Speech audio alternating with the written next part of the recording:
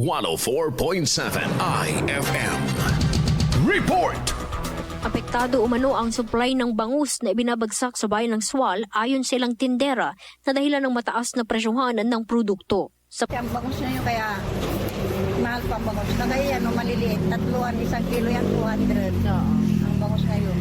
Hindi kagaya noon, makukuha namin na 120. Ngayon, 180 na ang puhunan niya. Binta namin ng 200. Ano po kayang dahilan? Bakit ngayon nagmahal? Kukunti lang kasi, marami kasi nakawalang bangus ng bagyo. Ubus-ubus ang bangus, nakawala sila. Kaya ngayon ito na. Ito lang malabas yung mga maliliit na lang.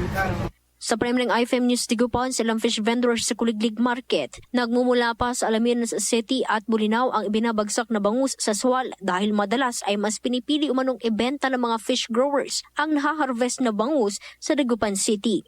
Kasi pag may bangus, tinatakbo na sa Dagupan kasi mas mahal sa Dagupan, Malabon. Mahal ang presyo nila doon, 195. Hindi na namin kaya yun.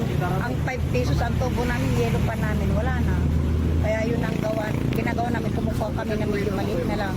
Yung halagang 180, yung bita namin ng 200. Kasi kailangan ng mga tao ng bangus, kahit malilit kinukuha po namin. Sa kasalukuyan, nasa 200 pesos ang kada kilo ng bangus sa mga pampublikong pamilihan na dating ibinibenta ng 120 pesos per kilo. Kasama mo mula dito sa IFM Dagupan. Ito si Idol Jama Victorio. Tatak, IFM.